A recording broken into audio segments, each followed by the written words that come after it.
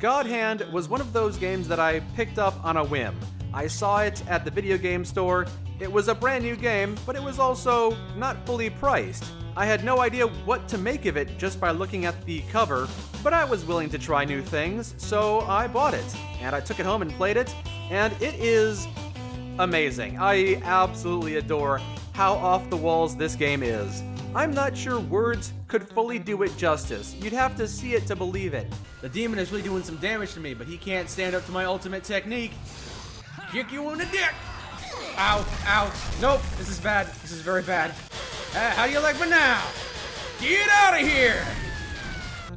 Punching demons, going toe-to-toe with a gorilla, and then a clown, and then robot women, and then the Power Rangers. Together we are the Magnetic Power! All while an amazing surf rock soundtrack plays throughout the entire thing.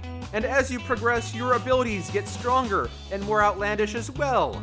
Your empowered, literal God Hand, being able to defeat all opponents you come across. The roulette wheel, which gives you access to crazy off-the-wall attacks, as if your basic attacks weren't crazy enough already.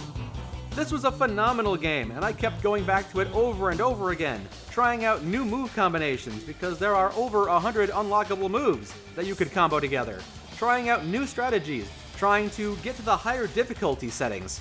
Sometimes I would go back to specific fights and chapters simply because I loved the music that played, or I thought the fights themselves were a lot of fun. It was a hack and slash game, but without any hacking and slashing. It was fists, and more fists, and sometimes your foot, with kicks. I don't know if I've ever played a game that was more simultaneously frantic and insane. It was a delight. Making me break out my ultimate technique. Here we go! Whoa, yeah! It's ineffective! I don't know what I've done wrong! Unfortunately, not everyone shared my opinion on the game. It got some middling reviews, and it ultimately was the last game that the company made before it collapsed. Which really sucks, because I would have loved a sequel to this game. I revisit this game frequently. I enjoy it so much. Although it is showing its age a little bit. There's a lot of button mashing, and that can be kind of rough on my hands. I'm enjoying this while I can because I know that eventually I will grow too old. My ancient arthritic hands won't be able to enjoy it anymore. But I'll always have the memories. Memories of being turned into a chihuahua by an evil magical lady. Or finding an RPG on the ground, picking it up, and instead of firing the RPG at my enemies, I use the RPG launcher to beat them to death. It is an endless volley of absurdity.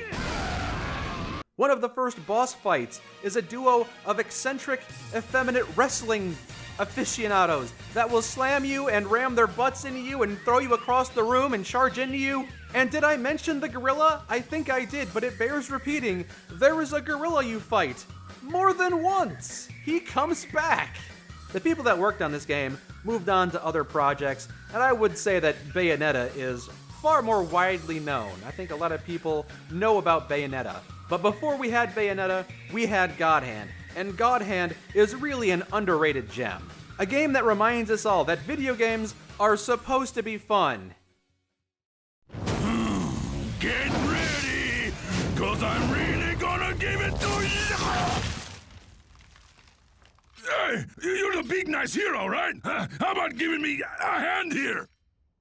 Huh? Come on, come on, come on! Oh, I'll help you out all right. ¡A la mierda!